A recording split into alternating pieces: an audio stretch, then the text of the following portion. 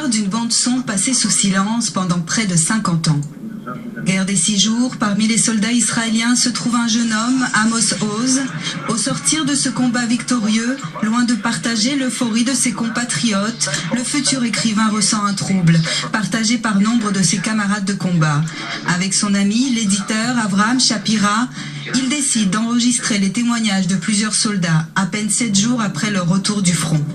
Les nombreuses déclarations concordent, on les a forcés à tirer sur des civils, à exécuter des prisonniers au mépris des règles internationales. Ces révélations chocs qui contrastent avec la liesse victorieuse doivent être connues du grand public. Avraham et Amos tentent de les diffuser. Mais leurs voix sont censurées, 70% de ces enregistrements sont réquisitionnés par l'armée. Le reste est publié sous la forme d'un livre titré « Le 7e jour ». Il devient un best-seller en Israël.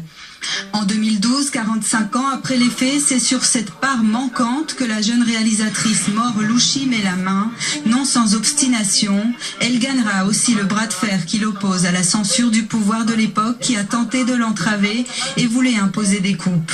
En 2015, le résultat Censored Voices, littéralement les voix censurées, arrive sur grand écran et dévoile pour la première fois depuis 1967 l'intégralité de ses enregistrements.